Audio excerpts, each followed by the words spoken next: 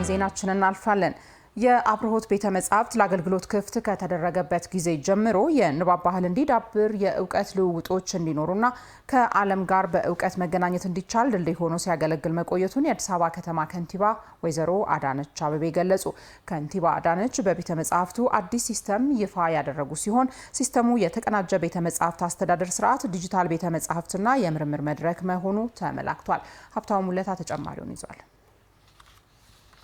አብርሆት ቤተ መጻሕፍት በኢፌዴሪ ጠቅላይ ሚኒስትር ዶክተር አብይ አህመድ ሀሳብ ምንጭነት እንዲሁም የቅርብ ክትትልና ድጋፍ ታህሳስ 23 ቀን 2014 ዓ.ም ተመርቆ ለአገልግሎት ክፍት ከሆነ በኋላ ላለፉት 4 ዓመታት በሚሊዮኖች ለሚቆጠሩ ዜጎች ዓመቱን ሙሉ የ24 ሰዓት አገልግሎት እየሰጠ ይገኛል። ቤተ መጻሕፍቱ ይህን አገልግሎቱን በተሻለ ደረጃ ለመስጠት የሚያስችለውን ሲስተም የአዲስ አበባ ከተማ ከንቲባ ወይዘሮ አዳነች አቤቤ ይፋ አድርገዋል።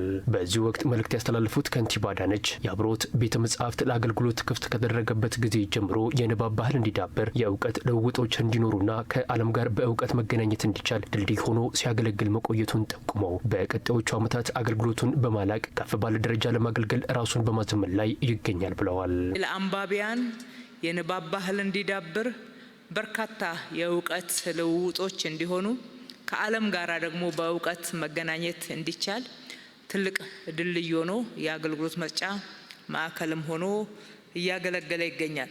በቀጣይ ዓመታት ደግሞ ራሱን በማዘመን በቴክኖሎጂ ታግዞ ከብዙ የእውቀት ማዕከላት ጋራ በሀገር ውስጥ ብቻ ሳይሆን ከዓለም በሚያገናኘው ደረጃ ራሱን በማደራጀት ዛሬ እነሆ አዳዲስ የቴክኖሎጂ ውጤቶችን ለአገልግሎት አብቅተዋል። በቤተ መጻሕፍቱ ይፋ የተደረጉት ሲስተሞች የተቀናጀ ቤተ መጻሕፍት አስተዳደር ስርዓት፣ ዲጂታል ቤተ መጻሕፍትና የምርምር መድረክ መሆናቸውን ከንቲባ አዳነች ገልጸዋል። ስራ ያስጀመርናቸው ሲስተሞች አንደኛውና የመጀመሪያው የተቀናጀ ቤተ መጻሕፍት አስተዳደር ስርዓት ነው። ቤተ መጻሕፍቱን በዘመነ የአስተዳደር ስርዓት ውስጥ ማስገባታችን እዚህ የሚገኙትን እነኚህ ትልቅ የእውቀት መድብሎችን ወይም ደግሞ መጻሕፍቶችን ሌሎችም የሪሰርችና የጥናት ውጤቶችን በትክክል ለተገቢው ዓላማ እንድንጠቀም በቀላሉ አክሰስ እንድናረጋቸው እንዲሁም እንድንጠብቃቸውም ጭምር የሚያስችሉ ናቸው። ሁለተኛው ዲጂታል ቤተ መጻሕፍት ነው።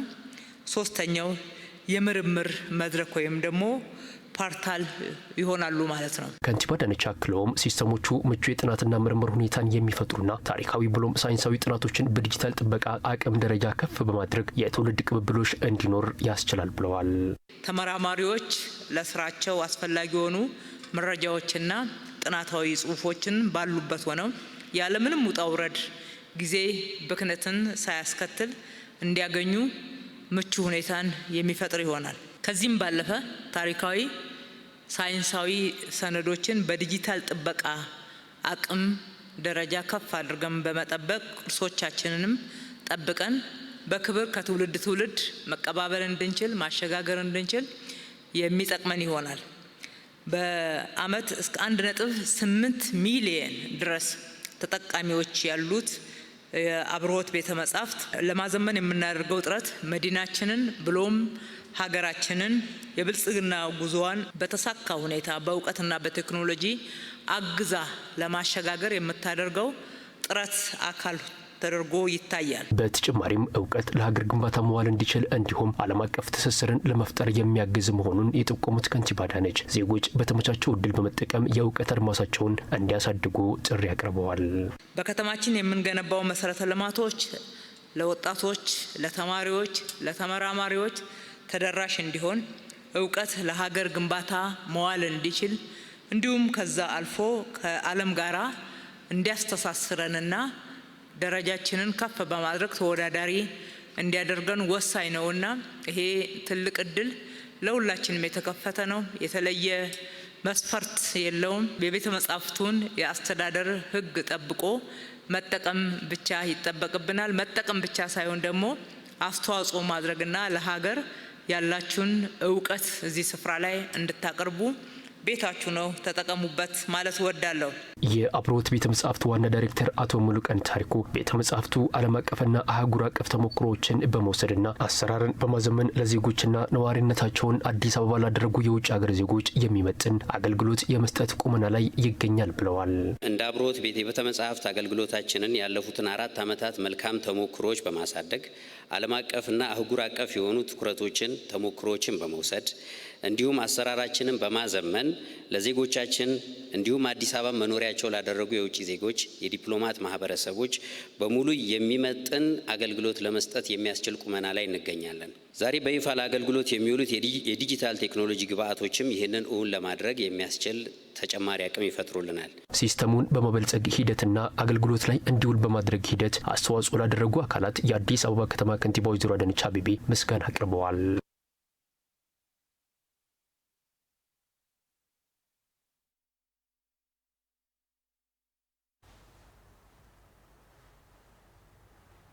ከአዲስ ሚዲያ ኔትወርክ ኤምኤን በቀጥታ የሚተላለፍላችሁን የሰዓቱን ዜና ነው በመከታተል ላይ ያላችሁ ተመልካቾቻችን። ከኛ ጋር ስላላችሁ እጅግ አድርገን እናመሰግናለን። ኢትዮጵያ ቴክኖሎጂ ላይ ትኩረት ሰጥታ ባከናወነቻቸው ተግባራት አመርቂ ውጤቶች የተመዘገቡ መሆኑን የአዲስ አበባ ኢኖቬሽንና ቴክኖሎጂ ልማት ቢሮ አስታወቀ። ሁነቱን የተከታተለች የምትገኘው ባልደረባችን ቤተልሔም አየነው ተጨማሪ መረጃ ልታጋራን በቀጥታ መስመራችን ላይ ነው የምትገኘው። ከሷ ጋር ጥቂት እንቆያለን። ቤቲ በድጋሚ እንደምን ቆይተሻል? እንግዲህ በመድረኩ የተነሱ ሀሳቦች ይኖራሉ። በአጠቃላይ መድረኩ ትኩረቱን ያደረገው ምን ላይ ነበር? መረጃዎች ልታጋሪን ትችያለሽ?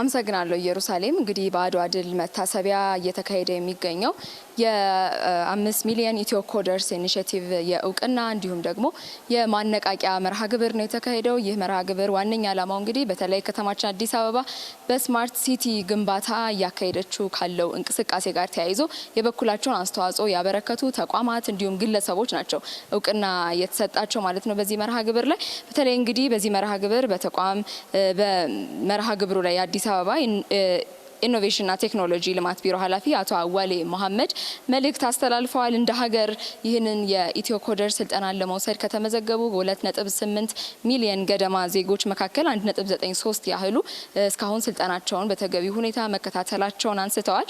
እንግዲህ እንደ ሀገርም በተለይ ለቴክኖሎጂ ልማት ከፍተኛ ትኩረት ተሰጥቶ እየተሰራ መሆኑን አንስተው ከተማችን አዲስ አበባ በዚህ ረገድ የተለያዩ ለውጦችን እያስመዘገበች ተቋማት ለዚህ ለቴክኖሎጂ አገልግሎት ለመስጠት ራሳቸውን ብቁ እንዲያደርጉ የተሻለ አካባቢን ከመፍጠር አንጻርም የተለያዩ ስራዎች መሰራታቸውንና ጥሩ ውጤቶች መመዝገባቸውን አመላክተዋል። በተለይ ቴክኖሎጂ ትልቅ ትኩረት ከማግኘቱ ጋር ተያይዞ ይህንንም ቴክኖሎጂ ለማሳደግ ደግሞ ከተቋማትን ባሻገር ሰዎች ዜጎችም ላይ ስራዎች መሰራት ስላለባቸው የተለያዩ ተግባራት እየተከናወኑ ስለመሆኑ ነው ያነሱት። በመድረኩ የኢትዮ ኮደር ስልጠና ሂደት እስካሁን ምን ይመስላል የሚለውም ሪፖርት የቀረበበት ሁኔታ ነው ያለው። እንግዲህ የስማርት ሲቲ ግንባታ ቅንጦት ሳይሆን ዜጎች ብቁ የሆነ አገልግሎት እንዲያገኙ ከዛም ባሻገር ደግሞ ለተለያዩ መልካም ብልሹ የሆኑ አሰራሮችን፣ ጉቦን፣ እንግልትን፣ ሰልፍን የሚያስቀር እንጂ ቅንጦት አይደለም ይሄ የቴክኖሎጂ ስራ ማለት ነው። ይህ ሀሳብ በስፋት ተነስቷል። እስካሁን በምን ያህል ሰዎች ስልጠና ወሰዱ የሚሉ ቁጥራዊ መረጃዎችም ነው በዚህ ሪፖርት ላይ የቀረቡት ማለት ነው። የዚህ ኢኒሼቲቭ ዋነኛው ዓላማ ተብለው ከተቀመጡ መካከል ደግሞ እንግዲህ ብቁ የሆኑ ተቋማትን በቴክኖሎጂ የሚመሩ አሰራሮችን ከመፍጠርም ባሻገር ደግሞ ስማርት ፒፕል መፍጠርም አንደኛው ዓላማ ነው። ዜጎች ስማርት የሆኑ ቴክኖሎጂዎችን መጠቀም የሚችሉ ብቻ ሳይሆን የተለያዩ ቴክኖሎጂዎችንም ለሀገራቸው ማበርከት የሚችሉ ብቁ እንዲሆኑ ማስቻል አንደኛው ዓላማ ነው። ለዚህም ነው የተለያዩ ዜጎች የሚሰለጥኑባቸው በነፃ ይህንን አገልግሎት ይህንን ስልጠና ማግኘት የሚችሉበትን መንገድ ያመቻቸው ይህ የ5 ሚሊዮን የኢትዮ ኮደርስ የስልጠና መርሃ ግብርም እንግዲህ እንደ ሀገር እየተካሄደ የሚገኘው ማለት ነው። ለቴክኖሎጂ ምቹ አካባቢን መፍጠርም ሌላው አስፈላጊ ነገር ነው። ከዚህ ጋር ተያይዞ ነው እንግዲህ ዛሬ እውቅና የተሰጣቸው ተቋማት በተቋማቶቻቸው የተለያዩ መሰረተ ልማቶችን ከማሟላት አንስቶ ሰራተኞቻቸው ስልጠናውን እንዲወስዱ አገልግሎት የተቀላጠፈ እንዲሆን የሚያስችሉ አገልግሎቶችን ለመስጠት ጥሩ ተሞክሮ ያላቸው ተቋማት እውቅና ያገኙት ማለት ነው። በዚህም መሰረት እውቅና ካገኙ ተቋማት መካከል ጥቂቶቹን ስንመለከት የአዲስ አበባ ትምህርት ቢሮ በቀዳሚነት ስሙ የተጠቀሰ ነው። ወጣቶችና ስፖርት፣ የፐብሊክ ሰርቪስና የሰው ሀብት ልማት ቢሮም እንዲሁ እውቅና ከተሰጣቸው ተቋማት መካከል ይጠቀሳሉ። አዲስ ሞሰብ የአንድ ማዕከል አገልግሎትም ይህ እውቅና ከተሰጠው ተቋም መካከል ነው ማለት ነው። በግለሰብ ደረጃም እንግዲህ የተሰጣቸው አሉ። የንፋስ ስልክ ላፍቶ ክፍለ ከተማ እንግዲህ በብቸኝነት ከክፍለ ከተሞች እውቅና ያገኘ ክፍለ ከተማ መሆኑም ታውቋል። በግለሰብ ደረጃም በተለይ ደግሞ የሰራተኞች ኩፖንን በዲጂታል መንገድ እንዲጠቀሙ ማድረግ የቻለ ይህንን ፈጠራ ያበረከተም ግለሰብ እውቅና አግኝቷል። ሌሎችም እንግዲህ በዚህ ዘርፍ የኢትዮ ኮደር ስልጠናን ወስደው ከስልጠናም በኋላ ደግሞ ሌሎች ችግር ፈቺ የሆኑ ቴክኖሎጂዎችን መፍጠር የቻሉ ግለሰቦችም እውቅና ያገኙበት ነው። እኛም እውቅና ያገኙ የተቋማት ተወካዮችን እንዲሁም ግለሰቦችን አነጋግረን ነበር። ይህ እውቅና ለተሻለ ስራ የሚያነሳሳ የሚያበረታታ መሆኑን ነው ያነሱልን። በዚህ መድረክ ላይ እንግዲህ የስራና ክህሎት ቢሮ ኃላፊም እንግዲህ አቶ ሚሊዮን ማቴዎስም መልእክት አስተላልፈዋል።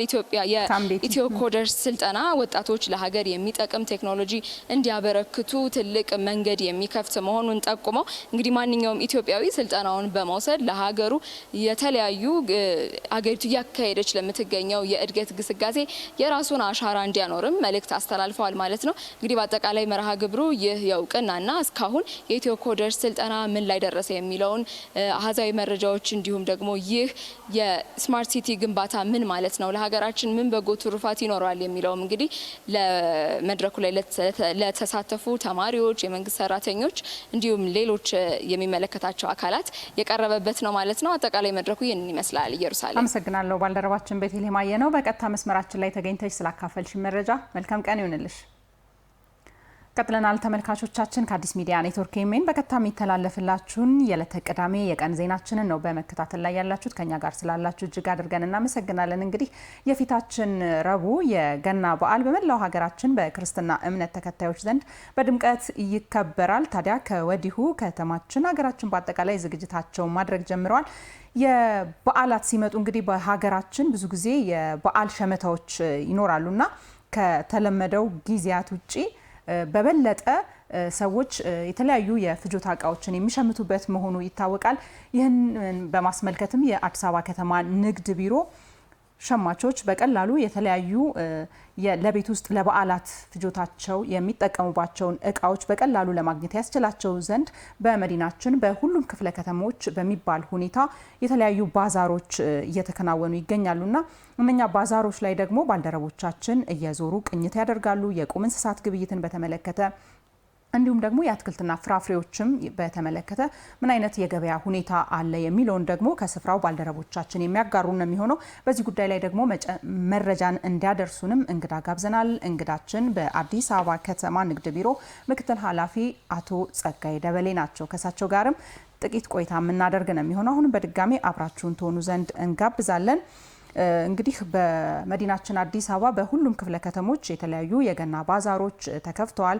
በደማቅ ሁኔታ ተጠናክረው እየቀጠሉ ናቸው። የእንስሳትና የአትክልትና ፍራፍሬ እንዲሁም ደግሞ የገና በዓል አልባሳት ግብይትን በተመለከተ ሪፖርተሮቻችን መረጃን ሊያጋሩን በቀጥታ መስመራችን ላይ ነው የሚገኙት። ከነሱ ጋር ጥቂት እንቆያለን። ንጉሱ በቃሉ አንተን ላስቀድምና መረጃዎችን ትነግረኛለህ። የት ነው ያለኸው? ቅድም ጠቁመህን ነበር። ምን መረጃዎችን ነው ያስከው? አመሰግናለሁ ኢየሩሳሌም። እንደምንላችኋል ተመልካቾቻችን። እንግዲህ የገና በዓል መዳረሻ ሰሞን ላይ ነው የምንገኘው።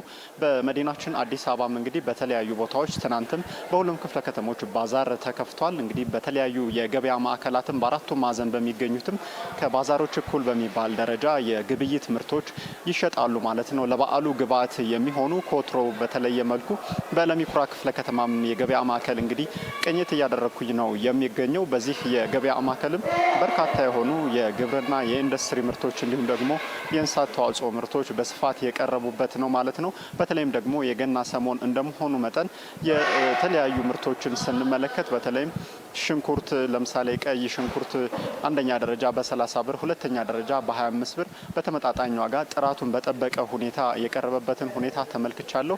ከዛ ባሻገር እንግዲህ በተለይም በዓላት ሲመጡ የእንቁላል የዶሮ ምርት በስፋት የሚፈለግበትና ከወትሮም በተለየ የዋጋው የመወደድ ሁኔታ የሚታይበት ነው። በዚህ የገበያ ማዕከል ግን ከአዲስ አበባ ንግድ ቢሮ በመጣ ዋጋ ማለት ነው እንቁላል በ17 ብር ለየትኛውም ግለሰብ እየተሸጠ ይገኛል ማለት ነው። የዶሮ ምርቶችን በተመጣጣኝ ዋጋ ከ800 ብር ጀምሮ እስከ 1000 ብር የሚሸጥበት ሁኔታ ነው ያለው። ከዛ ባሻገር እንግዲህ የምርቶችን ጥራት ስንመለከት የምርቶቹ ጥራት እንግዲህ ከወትሮም ጊዜ በተለየ እንደ ወትሮም በእርግጥ ከዚህ በፊትም ምርቶቹ ጥራታቸው ተረጋግጦ ለመዲናው ነዋሪዎች የተለያየ የጤንነት ሁኔታን በሚጠብቁ ሁኔታ ነው የሚቀርበው ማለት ነው። ከዛ ባሻገር ግን በዓላት ሲኖሩ ደግሞ ብዛት ያለው ምርት ስለሚገባ ቁጥጥሩን ማድረግ ትልቁ ስራ ነው ማለት ነው። ይህንም ስንመለከት ምርቶች ላይ ከፍተኛ የሆነ ጥራት ነው ያለው። ጥራት የሌላቸው ምርቶች ምናልባት አልፎ አልፎ የሚገቡም ከሆነ ማለት ነው በተቆጣጣሪዎች አማካኝነት ከዚህ የገበያ ማዕከል እንዲወጡ ይደረጋል ማለት ነው። አቅርቦቱ በጣም ከፍተኛ ነው። ጥራቱም በጣም የተሻለ በሚባል ደረጃ ነው ያለው። ሸማቾችም እንግዲህ ይህንን ምርት እየሸመቱ ነው የሚገኙት። ሸማቾችንም ለማናገር እንደሞከርኩት በተለይም ደግሞ የአዲስ አበባ ከተማ አስተዳደር በገነባቸው የገበያ ማዕከላትና በሌሎችም ባዛሮች ሸመታውን እያደረጉ እንደሚገኙ ነግረውናል። ከዛም ባሻገር እንግዲህ ዋጋውንም ስናነጻጽር ውጭ ላይ ያለውና እዚህ የገበያ ማዕከል ላይ ያለውን ዋጋ ስናነጻጽር እንቁላል እንግዲህ ከ23 ብር ጀምሮ እስከ 27 ብር ይሸጣል ውጭ ላይ እነሱ እንደነገሩኝ። እዚህ ግን በ17 ብር መሸጡ እንግዲህ ከአንድ እንቁላል ከ6 ብር ጀምሮ እስከ 10 ብር ልዩነት ያለው ነው ማለት ነው። ይህ ደግሞ እንግዲህ በዝቅተኛ ደረጃ ለሚገኙ ነዋሪዎች እንግዲህ ከፍተኛ የሆነ እድል ነው ማለት ይቻላል ማለት ነው። በዓላት ሲሆኑ ደግሞ አቅርቦቱ የሚጠበቅ ነው። አቅርቦቱን በስፋት የቀረበበት ነው በዚህ በለሚኩራ የገበያ ማዕከል። ከዛ ባሻገር እንግዲህ የቁጥጥር ስራው ይነሳል። እንደዚህ በዓላት ሲመጡ ምርቶች በቀጥታ እንግዲህ ከአምራቹ ለሸማቹ የሚደርሱበት ሁኔታ ቁጥጥር የሚያስፈልገው ጉዳይ ነው። የደላላ ሰንሰለት እንዳይኖር ከማድረግ አኳያ በተዋረድ እንግዲህ በርካታ ስራዎች ስለመሰራታቸው ነው በዚህ የገበያ ማዕከል ቁጥጥር እያደረጉ የሚገኙ የቁጥጥር አካላት የነገሩኝ ማለት ነው። ይህንንም እንግዲህ ቁጥጥሩን ለማሳለጥ ያክል በተለይም ደግሞ በእያንዳንዱ ሱቆች ላይ ማለት ይቻላል ግብረ ኃይል ተደራጅቶ እንግዲህ የገበያው ሁኔታ በተለጠፈላቸው ዋጋ ነው ወይ የሚሸጡት፣ በፍትሐዊነት ነው ወይ እነዚህ ምርቶች ለተጠቃሚዎች የሚደርሱት የሚለውን የቁጥጥር ስራው በስፋት እየተሰራ ነው የሚገኘው ማለት ነው። የደላላ ሰንሰለት አለመኖሩ በተለይም ደግሞ እንግዲህ ሸማቾች ጥራት ያለውን ምርት ከአርሶ አደሩ ቀጥታ እዚህ ሱቅ ላይ መጥቶ እንግዲህ በተመጣጣኝ ዋጋ ትኩስ ምርት ማግኘት እንዳስቻላቸው ነው የጠቀሱት ማለት ነው። አጠቃላይ በለሚኩራ ያለው የግብይት ሁኔታ ይሄን ይመስላል። ኢየሩስ አመሰግናለሁ። ወደ ፍቃዱ መለሰ ልለፍና ፍቃዱ መለሰ በመግቢያችን ላይ ላፍቶ የገበያ ማዕከል እንደምትገኝ ጠቁመህን ነበርና እዛ ያለውስ የገበያ ሁኔታ ምን ይመስላል? መልካም እንግዲህ አንቺን በመግቢያሽ እንደገለሽው እኔ የሚገኘው ደግሞ በላፍቶ የገበያ ማዕከልና በቂርቆስ ክፍለ ከተማ በተዘጋጁ ባዛሮች ላይ ምልከታ አድርጌያለሁ። እንግዲህ ከጧቱ ጀምሮ የበዓላት ግብይቱ ሞቅ ደመቅ ባለ ሁኔታ እየተከናወነ ነው የሚገኘው። ከባዛሮቹ ስንጀምር እንግዲህ በትላንትናው ዕለት የተከፈቱት የገበያ ባዛሮች እንግዲህ የተለያዩ የበዓል የፍጆታ ምርቶችንና ደግሞ ሌሎች የፍጆታ ምርቶችን አካተው እንግዲህ ባዛሮች መከፈታቸው ይታወሳልና በእነዚህ ባዛሮችም በቂ የሚባል ምርት የቀረበበት ነው። በተለይም ደግሞ ለበዓሉ የሚያስፈልጉ እንደ ሽንኩርት፣ የእንቁላል እና ሌሎች የፋብሪካና የኢንዱስትሪ ምርቶች እንደዚሁም ደግሞ የስጦታ እቃዎችን ጨምሮ አልባሳት በብዛት የቀረቡበት ነው። እነዚህ ምርቶችም እንግዲህ በተመጣጣኝ ዋጋና ጥራት ያላቸው ምርቶች ቀርበውበታል። እነዚህ ባዛሮችና የገበያ ማዕከላት እንግዲህ ህብረተሰቡ በአቅራቢያው በተሻለ ዋጋና ጥራት ያለው ምርትን እንዲያገኝ ምቹ እድል የፈጠሩ መሆኑን ነው ለመመልከት የቻልነው። እንደሚታወቀው እንግዲህ ከተማ አስተዳደሩ ገበያን ለማረጋጋት የገበያ አማራጮችን ማስፋት ዋነኛ ስራው አድርጎ እየሰራ ይገኛል። እንደዚሁም ደግሞ አምራቾች በቀጥታ ወደ ገበያ ማዕከላትና የገበያ አማራጮች በስፋት በመግባት በተለይም ደግሞ አላስፈላጊ ዋጋ ጭማሪዎች እንዳይኖሩ በማድረግ በኩል ሚናቸውን እየተወጡ ነው የሚገኙት። እነዚህ የገበያ አማራጮች ደግሞ ከወትሮ በተለየ እንግዲህ የፍጆታ ምርቶች የፍላጎቱ የሚጨምርበት ወቅት ነው። የበዓል ግብይት ደግሞ እነዚህ የበዓል ግብይትን ታሳቢ ያደረጉ ምርቶች በተዘጋጁት ባዛሮች ቀርበዋል ማለት ነው። ሽንኩርት እንግዲህ በ30 ብር በተለይኛ በተመለከትንበት በባዛሮቹ በኩል ከፍተኛው 30 ብር ብር ነው እየተሸጠ ያለው። ቅቤን ብንመለከት ደግሞ 1000 ብርና 900 ብር እየተሸጠ ነው ያለው። ሁለት አይነት ደረጃ ያላቸው ናቸው። እንደዚሁም ለበዓል የሚያስፈልጉ ጠጅ፣ ማር የመሳሰሉ ምርቶችም እንደዚሁ በተመጣጣኝ ዋጋ ጥራታቸውን የጠበቁ ምርቶች የቀረቡበት መሆኑን ከአምራቾቹም ከአቅራቢዎቹም ሰምተናል። ወደ ገበያ ማዕከላቱ ስንመጣ ደግሞ ላፍቶ ቁጥር 2 የገበያ ማዕከልም እንደዚሁ ምርቶችን ያለውን አቅርቦት ለመመልከት ሞክረናል። አሁንም ድረስ እንግዲህ ምርቶች በስፋት አሉበት። በተለይም ደግሞ ተሳቢዎች፣ ተሽከርካሪዎች እንግዲህ ምርቶችን ከዚህ መጋዘን በማውጣት ወደ ተለያዩ አቅጣጫዎችም እያደረሱ እንደሚገኝ እየተመለከትኩ ነው። በዚህ የገበያ ማዕከል እንግዲህ ከልቀት ማዕከል የወጡ እንቁላል፣ የእንስሳት ተዋጽኦ ምርቶችም አሉ። በተለይም እንቁላል እዚህ ማዕከል ላይ እንግዲህ በቀን ከ5000 እስከ 10000 የሚደርስ እንቁላል በየቀኑ እየቀረበ ለሸማቹ እየተሸጠ ነው የሚገኘው። እዚህም ዋጋው እንግዲህ 14 ብር ነው። ትንሽ የወረፋ ጉዳይ መኖሩን ተመልክቻለሁ። ሰዎች በርከት ብለው እንግዲህ እዚህ አካባቢ ላይ እንቁላል ላይ ርብርብ እያደረጉ ተመልክቻለሁ። ይህንንም እንግዲህ ያለውን እንቁላል ለህብረተሰቡ ለማዳረስ አቅራቢዎቹ በመጠን ቀንሰው ማለት ነው 10 እንቁላል ለሸማቹ እንደዚሁም በመታወቂያ በኩል እያከፋፈሉ እንደሚገኝ የተመለከትኩበት ነው። አጠቃላይ በዓሉን እንግዲህ ስንመለከተው የበዓል ምርትና አቅርቦቱ በተረጋጋ ሁኔታ እየተከናወነ መሆኑን ተመልክቻለሁ። ኢየሩሳሌም አመሰግናለሁ ፍቃዱ። ወደ መሐመድ ኑር አሊ ልለፍና መሐመድ ኑር ቀደም ሲል በሸጎሌ የገበያ ቦታ እንደምትገኝ ነግረህን ነበርና እዛስ ያለው የግብይት ሁኔታን እንደተመለከትከው? አመሰግናለሁ። እንደምን ዋልሽ ጄሪ፣ እንደምን ዋላችሁ ተመልካቾቻችን። እንደሚታወቀው ገና የፊታችን እንደሚከበር ይታወቃል፣ ሮም ማለት ነው።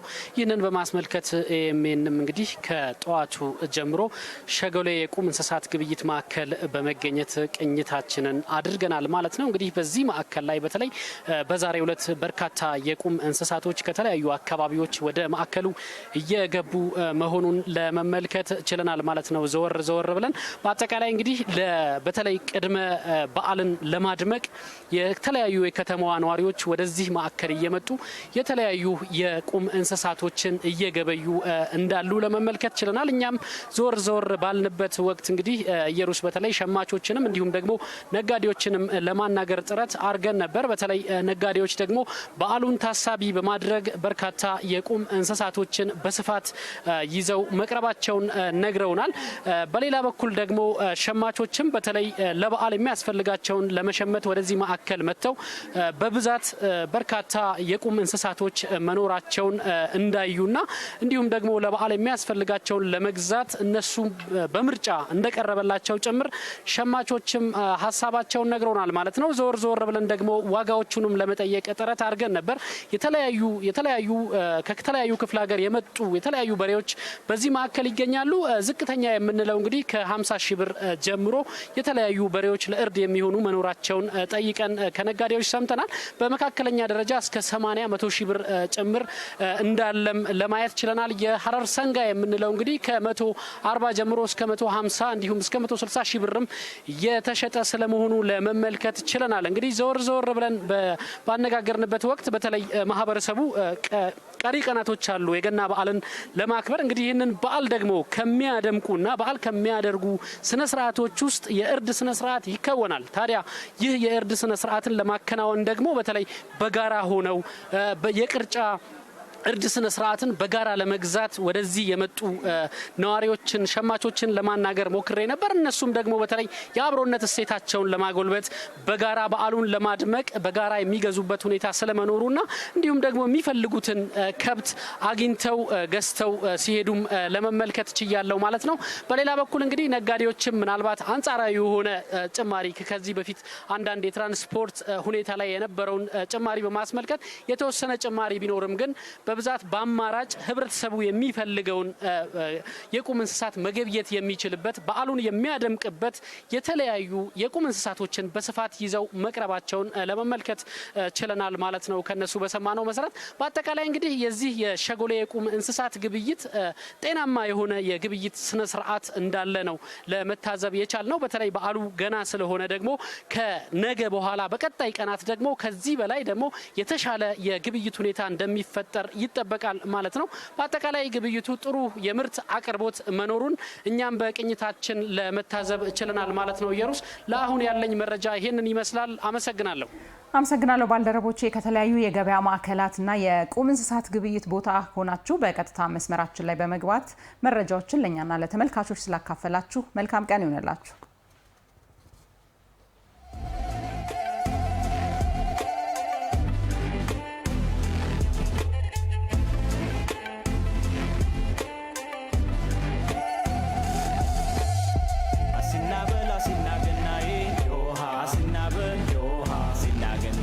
ሲናበል በገና ጨዋታ ሲናበል ሲናገና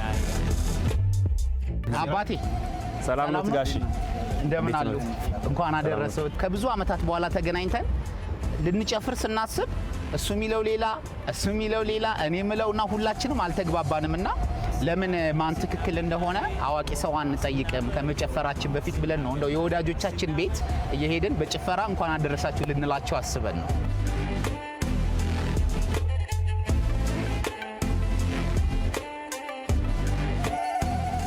ገና ደስታችን ገና ደስታችን ገና ደስታችን ገና ደስታችን እንግዲህ ያልኳችሁን ቃል በቃል ብላችሁ እንግዲህ ትንሽዬ ነገር አለችኝ። እንኳን ለገና በዓል በሰላም አደረሳችሁ።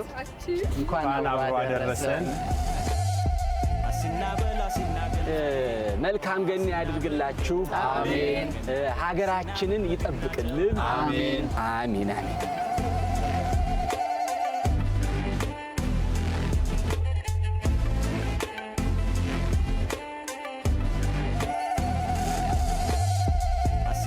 እንኳን ለገና በዓል በሰላም አደረሳችሁ። አዲስ ሚዲያ ኔትወርክ መልካም በዓል።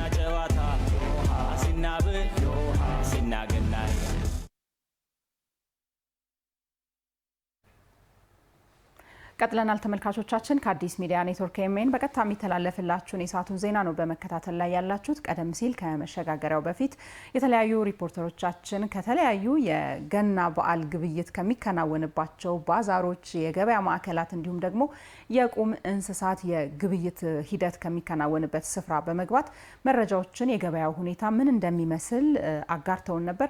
እሱን በተመለከተ ደግሞ ተጨማሪ መረጃን እንዲሰጡን ቀደም ሲል እንደጠቆምናችሁ እንግዳ ጋብዘናል። እንግዳችን የአዲስ አበባ ከተማ ንግድ ቢሮ ምክትል ኃላፊ አቶ ጸጋዬ ደበሌ ናቸው። ከእሳቸው ጋር ጥቂት እንቆያለን። አቶ ጸጋዬ እንኳን በደህና መጡ ወደ ስቱዲዮአችን።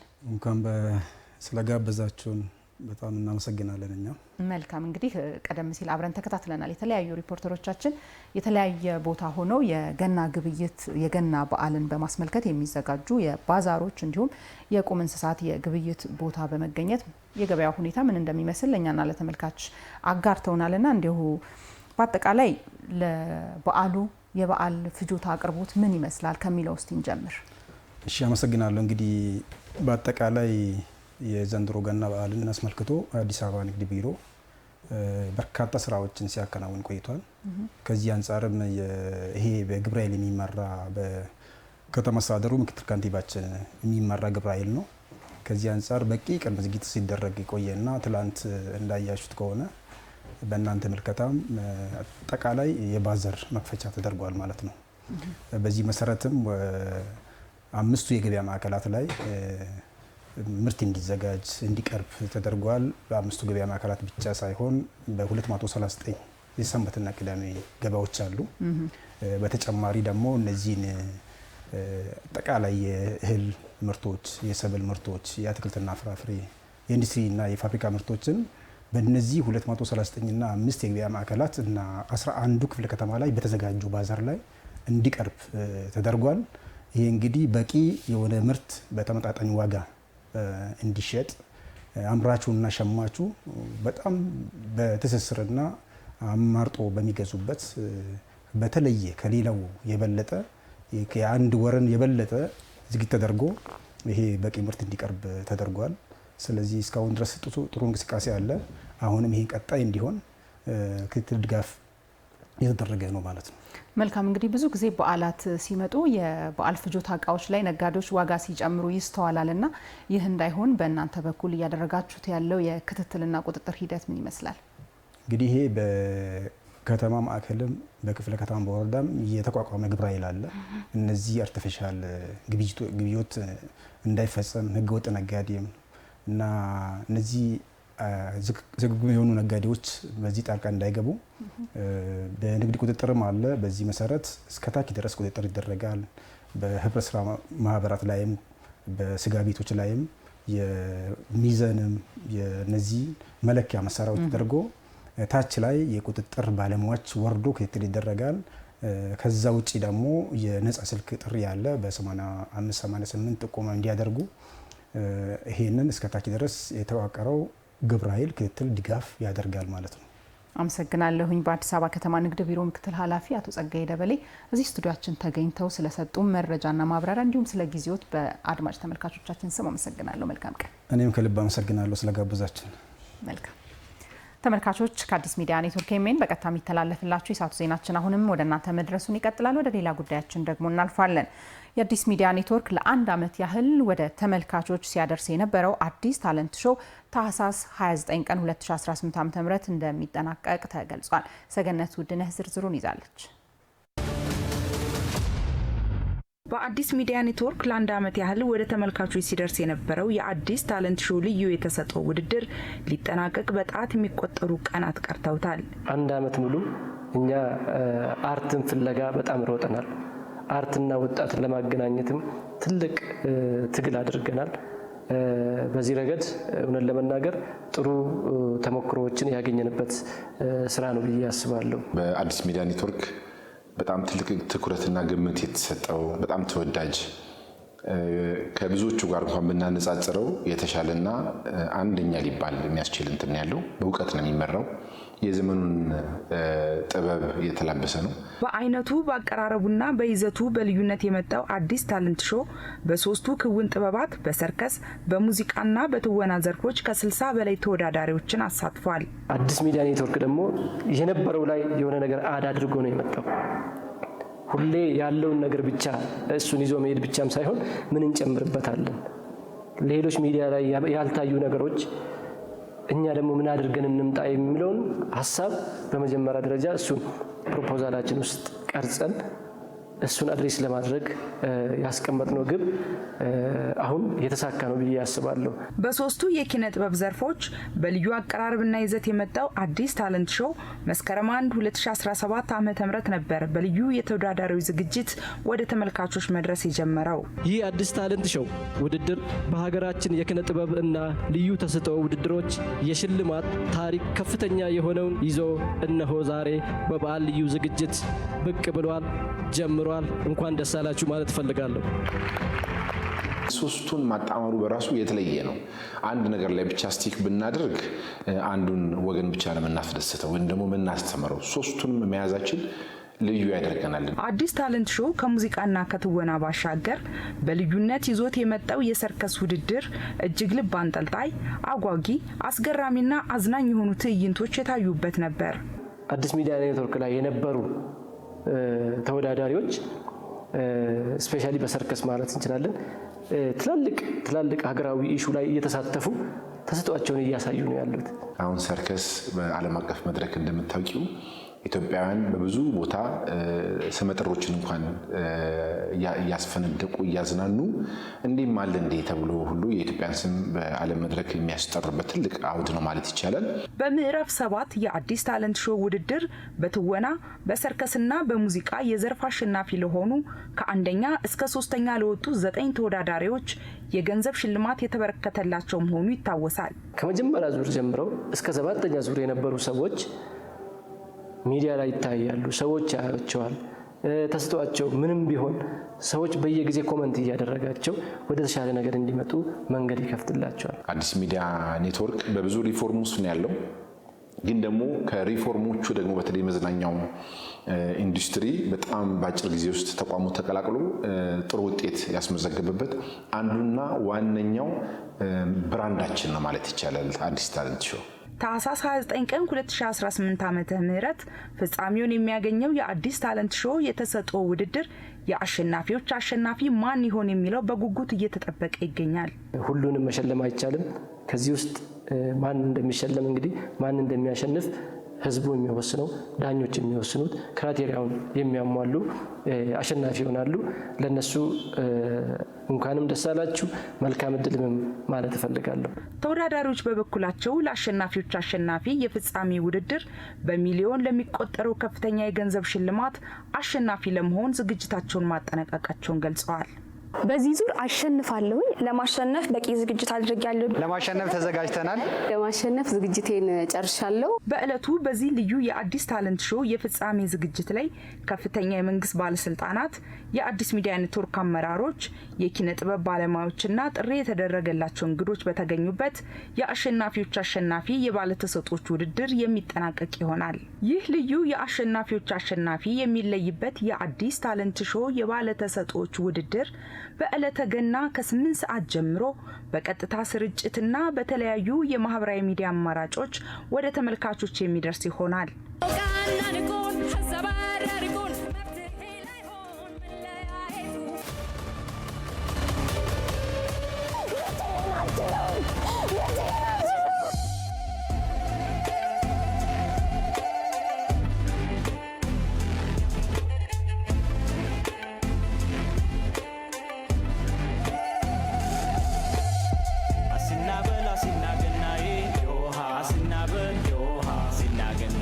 ሲናበል በገና ጨዋታ ሲናበል ሲናገና አባቴ ሰላም ነው ጋሺ እንደምን አሉ? እንኳን አደረሰው። ከብዙ አመታት በኋላ ተገናኝተን ልንጨፍር ስናስብ እሱ የሚለው ሌላ እሱ የሚለው ሌላ እኔ የምለውና ሁላችንም አልተግባባንምና ለምን ማን ትክክል እንደሆነ አዋቂ ሰው አንጠይቅም ከመጨፈራችን በፊት ብለን ነው እንደው የወዳጆቻችን ቤት እየሄድን በጭፈራ እንኳን አደረሳችሁ ልንላቸው አስበን ነው።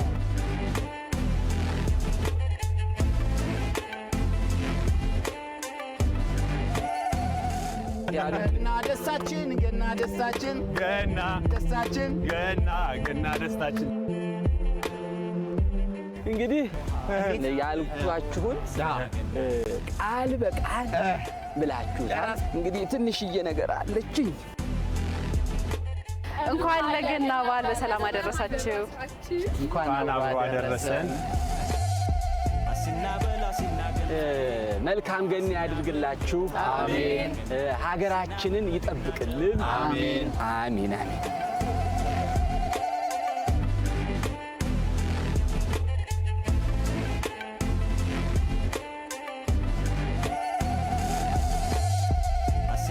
እንኳን ለገና በዓል በሰላም አደረሳችሁ። አዲስ ሚዲያ ኔትወርክ መልካም በዓል። ዜናዎቻችን ወደ እናንተ መድረሳቸውን እንደቀጠሉ ናቸው። ሀገር በቀል የሆኑ እውቀቶችንና የዕደ ጥበብ ስራዎችን ጠቀሜታ በማሳየት ለዕደ ጥበብ ስራ አምራቾች የገበያ ትስስር መፍጠር ላይ በስፋት እየተሰራ እንደሚገኝ የአዲስ አበባ ባህልና ኪነ ጥበብ ቢሮ አስታወቀ። ቢሮው ሀገሬ የተሰኘ የባህል ኢንዱስትሪን የሚያነቃቃ የዕደ ጥበብ ፈጠራ ምርቶች አውደ ርዕይ አስጀምሯል። ንጉሱ በቃሉ ተከታትሎታል። አብረን እንከታተለው። ባህልን በማስጠበቅ ለማስቀጠልና ዜጎች የጥበብ ችሎታቸውን እንደተቸሩት አቅም እንዲጠቀሙበት ከራሳቸው አልፎ ሀገርን እንዲጠቅሙ ይሰራል የአዲስ አበባ ባህልና ኪነ ጥበብ ቢሮ። ቢሮው ፒያሳ በጣይቱ ማዕከል ሀገሬ የተሰኘ የባህል ኢንዱስትሪን የሚያሳድግ የዕደ ጥበብ ፈጠራ ምርቶች አውደ ርዕይ አስጀምሯል። አውደ ርዕዩ በተለይም ሀገር በቀል የሆኑ እውቀቶችንና የዕደ ጥበብ ስራዎችን ጠቀሜታ ማሳየትና ለአምራቾችም የገበያ ትስስር መፍጠርን ዋነኛ ዓላማው አድርጓል። ትልቁ ዋናው ዓላማው የኛን የምንላቸውን እውቀቶች የማህበረሰቡን እውቀት ምን ያክል ጠቃሚ ነው የሚለውን አውጥተን ማሳየት ነው። ሌላው ደግሞ የነዚህ አምራቾችን ወደ ገበያ አውጥተን የገበያውን ትስስር መፍጠር ነው። የዕደ ጥበብ ፈጠራ ምርቶችና አምራቾችን ለመደገፍ የተከፈተው ይህ አውደ ርዕይ በተለይም ደግሞ በአዲስ አበባ የሚገኙ የዕደ ጥበብ ውጤት አምራቾችን ከሸማቾች ጋር በቀጥታ በማገናኘት ጊዜያዊና ዘላቂ የሆነ የገበያ ትስስር የሚፈጥር ይሆናል። አምራቾችም ይህ አጋጣሚ የገበያ ትስስር እንደፈጠረላቸው ይናገራሉ። ገበያ ትስስር አንጻር በጣም ይጠቅማሉ እነዚህ ኤግዚቢሽኖች። ብዙ ሰዎች ቢዝነስ ካርድ እንሰጣቸዋለን። በዛ በአድራሻችን መጥተው በምንሰራበት ቦታ አይተው የፈለጉትን አሰርተው ይዘው ለመሄድ ይጠቅማቸዋል። እንደዚህ አይነት ቦታ መገናኘታቸው አውደ ርዕዩ በጣም ጥሩ ነው። ሰውም የማያውቀውንም ነገሮች ያስታውቃል። ለአገርም ባህላችንም ምን እንዳለን ምን መስራት እንደምንችልም ያስተዋውቃል። ትስስርም ይፈጥራል። የማታውቀውን ነገር ሌላዎች ጋር ሄደም ለማየትም እድሉን ይፈጥርልናል። የሀገር በቀል እውቀትንና ጥበብን አዋህደው የተዘጋጁት የእደ ጥበብ ስራዎቹ ባህልን ከማስተዋወቅ በተጨማሪ ምርቶቹ ለጌጣጌጥም የሚያገለግሉ ስለመሆናቸው አምራቾች ይገልጻሉ። ከጥለት እንሰራዋለን። በተለያየ ያው የኢትዮጵያ ነክ ግድ ነው። ሎካልን እየሰራን ስለሆነ የራሳችንን ነገር የመፈለግ ስሜት አለው። እንደዚህ አይነት አውደ ርዕይ የሚጠቅመው የራሳችንን ባህል መልሰን ራሳችን እንድንጠቀሙ ይረዳናል። የሀገር ባህልና የሸክላ ስራዎች ናቸው። ቤት ውስጥ ማስዋቢያ ነው፣ ቢሮ ማስዋቢያ ነው፣ ሱቅ ውስጥ ማስዋቢያ ነው፣ ደጅ ራሱ ማስዋቢያ ነው፣ ግቢ ማስዋቢያ ነው።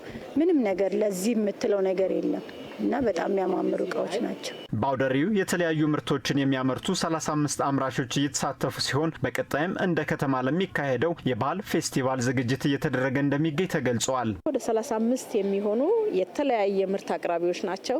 ሳምፕል ናሙና ነው ያመጣ ነው። በነገራችን ላይ ነገም ኮንቬንሽን ሴንተር አሉ ሌላው ደግሞ 17ኛው የባህል ፌስቲቫል ከጥር 22 እስከ 24 ስለሚካሄድ እዛ ላይ ከ200 በላይ ተሳታፊዎች ይኖራሉ።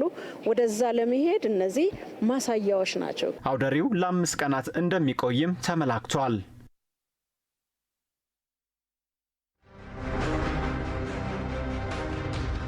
ከለውጡ ትሩፋቶች ተጠቃሚዋ አንዷ እናት ኦርቶዶክሳዊ ተዋሕዶ ቤተክርስቲያን ነች። ለማስታወስ ያክል ሲኖዶሳዊ አንድነት የተመሰረተው ለቤተክርስቲያኒቱ ተግዳሮት የነበረው በሁለት ተከፍሎ የነበረው የቤተክርስቲያኒቱ አስተዳደር ገና በለውጡ ማግስት ወደ አንድነት መምጣቱ አንዱ ትሩፋት ነው። ሁለተኛው ታፈና የነበረች ከተማ ተንፍሳለች። የወንዝ ዳርቻዎች ተንፍሰዋል። መንገዶች ተንፍሰዋል። የአሰራር ባህላችን ተቀይሯል።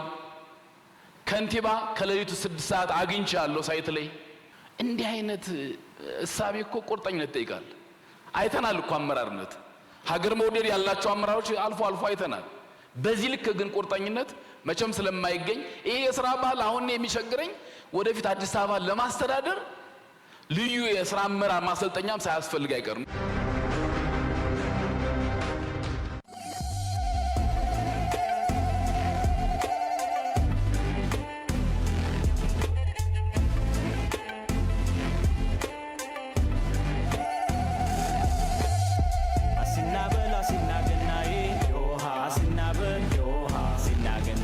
ሲናበል በገና ጨዋታ ሲናበል ሲናገናይ አባቴ ሰላም ነው ጋሺ፣ እንደምን አሉ? እንኳን አደረሰው። ከብዙ አመታት በኋላ ተገናኝተን ልንጨፍር ስናስብ እሱ የሚለው ሌላ እሱ የሚለው ሌላ እኔ ምለውና ሁላችንም አልተግባባንምና ለምን ማን ትክክል እንደሆነ አዋቂ ሰው አንጠይቅም ከመጨፈራችን በፊት ብለን ነው እንደው የወዳጆቻችን ቤት እየሄድን በጭፈራ እንኳን አደረሳችሁ ልንላቸው አስበን ነው።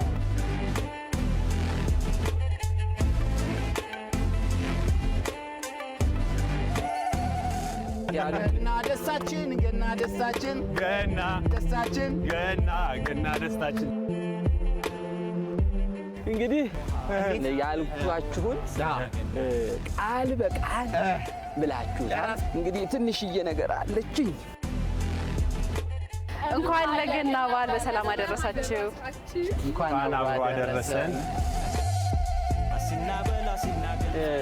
መልካም ገና ያድርግላችሁ። አሜን። ሀገራችንን ይጠብቅልን። አሜን አሜን አሜን።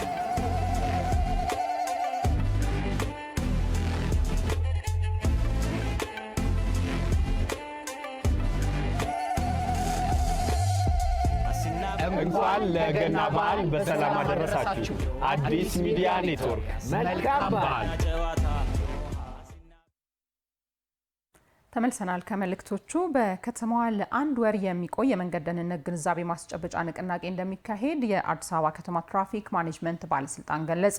ንቅናቄው በከተማዋ የሚከሰቱ የትራፊክ አደጋዎችን ለመቀነስ የሚያስችል ግንዛቤን ለመፍጠር ያለመ መሆኑን የአዲስ አበባ ከተማ ትራፊክ ማኔጅመንት ባለስልጣን ምክትል ዋና ዳይሬክተር አቶ አማረ ታረቀኝ ተናግረዋል። አንጻራዊ የሆነ የመቀነስ ሁኔታ ቢያሳይም ግን እየደረሰ ያለው አደጋ ቀላል አይደለም ማለት ነው። ይህንን አደጋ ማስቀረት እና ሙሉ በሙሉ ዜሮ ማድረግ እንኳ ባይቻል በእጅጉ መቀነስ አለብን። ይህንን መነሻ በማድረግ አደጋውን እንዴት እንቀንሳለን የሚለውን ከአዲስ አበባ ፖሊስ ጠቅላይ መምሪያ ጋር በጋራ በመሆን ሰፋፊ የግንዛቤ ንቅናቄ ስራ ተጨማሪ ኮሚትመንት በመውሰድ እንስራ፣ ሌሎች አጋር አካላቶችንም እናስተባብር የሚል መነሻ ተወስዶ ነው ማለት ነው። ንቅናቄው ከጥር 1 እስከ 30 2018 የሚካሄድ መሆኑን ያነሱት ምክትል ዋና ዳይሬክተሩ በንቅናቄው ከግንዛቤ ፈጠራ ጎን ለጎን የምህንድስና ስራዎችና ጠንካራ የቁጥጥር ተግባራትም እንደሚከናወኑ አስታውቀዋል። ግንዛቤን ብቻ ሳይሆን ለውጥ የሚያመጣው ደግሞ ቁጥጥሩንም አጠናክሮ መቀጠል ያስፈልጋል ነው። በተለይ ከ44 በመቶ በላይ የሚደርስ የከተማችን አሽከርካሪ ከፍጥነት ወሰን በላይ እንደሚያሽከረክር ባገኘነው ጥናት መረዳት ችለናል። ስለዚህ ይህን ሊቀንስ የሚችል ፍጥነት ላይ ትኩረት አድርገን ብንሰራ፣ ለአደጋ መንስኤ ስለሆነ ጠጥቶ ማሽከርከር ላይ በደንብ ተጠናከረ ስራ ብንሰራ፣ በጥቅሉ የትራፊክ ሕግን ተጨማሪ ኮሚትመንት ውስጥ ገብተን የማስከበር ስራዎችን አጠናክረን የቁጥጥር ስራ ብንሰራ አደጋን መቀነስ የሚያስችል መደላደል መፍጠር ይቻላል። ጥር ወሩ ሙሉ የሚካሄደው ይህ ንቅናቄ የአሽከርካሪዎችንና እግረኞችን የመንገድ አጠቃቀም ግንዛቤ የሚያሻሽል ተግባራት በመገናኛ ብዙኃን፣ በትምህርት ቤቶችና በሃይማኖት ተቋማት እንዲሁም በዋና ዋና መንገዶች ላይ እንደሚሰጥም ተገልጿል። የጥር ወር ከፍተኛ የትራፊክ አደጋ የሚከሰትበት እንዲሁም የተለያዩ ሃይማኖታዊ በዓላት የሚካሄዱበትና ሰርግን የመሳሰሉ ማህበራዊ ሁነቶች የሚፈጸሙበት በመሆኑ የጥር ወር መመረጡ ተመላክቷል። ዘገባው የሪፖርተራችን ታምሩ ደምሴ ነው።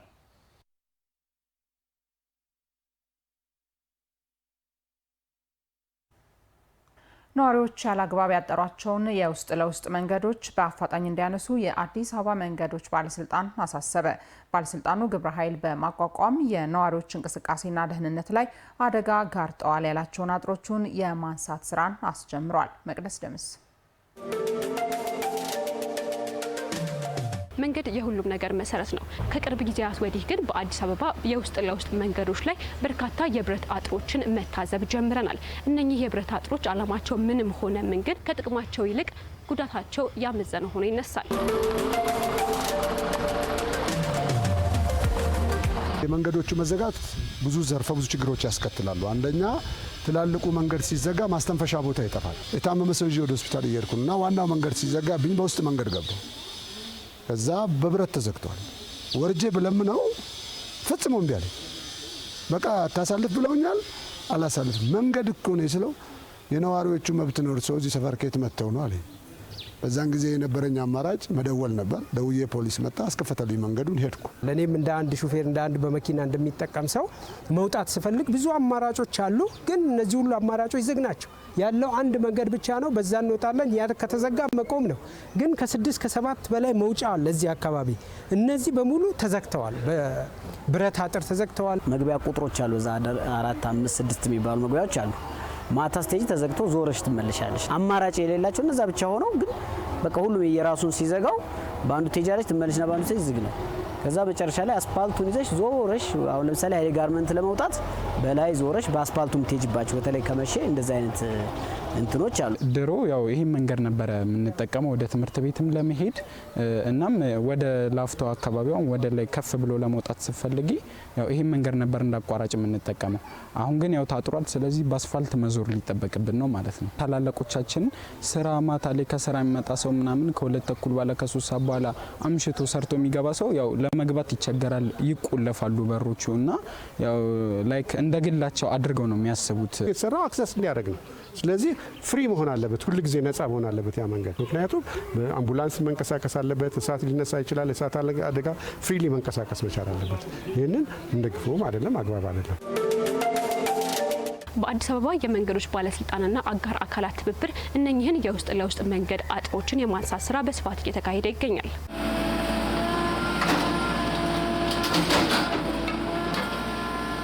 እነዚህ ችግሮች እንዲፈቱ በተለያዩ ጊዜያት ህብረተሰቡን የማስገንዘብ ስራዎች ስንሰራ ቆይተናል። ነገር ግን ችግሮቹ ከመቀነስ ይልቅ የመስፋት አዝማሚያ እያሳዩ የመጡባቸው ሁኔታዎች ስላሉ በ7 ቀናት የማስጠንቀቂያ ጊዜ በማስታወቂያ ገልጸናል። በተሰጠው ጊዜ ገደብ ውስጥ ያላነሱ አካላት የተዘጉ መንገዶችን የማስከፈት ስራ በግብረ ኃይል ማከናወን ጀምረናል። የተለያዩ ዲፕሎማቶች የሚኖሩባት እና የአፍሪካ ተምሳሌት የምትሆን ከተማ እየገነባን በየመንገዱ ላይ አጥረን መንገዶቻችንን መቀመጥ ተገቢም አይደለም እና ፍሪ ሙቭመንት እንቅስቃሴዎች በነጻነት የሚኖርባት ማንኛውም ሰው በነጻነት የሚንቀሳቀስበት አክሰስ ለሁሉም ነዋሪ የሚያገኝበትን ለመፍጠር ሁሉም ባለድርሻ አካላቶች ጋር ተነጋግረን በጋራ እየሰራን ነው ያለነው።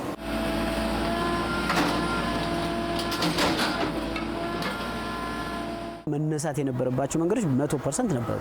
መከፈት የነበረባቸው ግድ ነው፣ ተገቢ ነው። ምክንያቱም እንዲነሱ የምንፈልጋቸውም ስለነበሩ አጥር ማጠር ራስ ወዳድነት ነው የምለው እንጂ ብዙ አማራጮች አሉ። አሁን የጸጥታውም ሁኔታ አስተማማኝ እየሆነ ነው እንደ ከተማ እና ብዙ የጸጥታ ሰዎችን ጋብዞ የካሜራ የመብራት የተለያዩ ሴኩሪቲ መስመሮችን መጠቀም ይቻላል። አንደኛ ፖሊስ፣ ሁለተኛ ጸጥታ አስከባሪዎች፣ ሶስተኛ ማህበረሰቡ ራሱ በጋራ በመቀናጀት ደህንነትን ማስጠበቅ ይቻላል። በሁሉም ቦታዎች ላይ ተደራሽ ሆነን የተዘጉ መንገዶችን የማስከፈት ስራ በቀጣይ ማጠናከረን ነው የምንቀጥለው። ህብረተሰቡም ደግሞ አሁን ያሳየ ያለውን ተባባሪነት በማጠናከር በራሱ ተነሳሽነት በየአካባቢው ባለአግባብ የታጠሩ አጥሮችን በፍጥነት ማንሳት ይጠበቅበታል።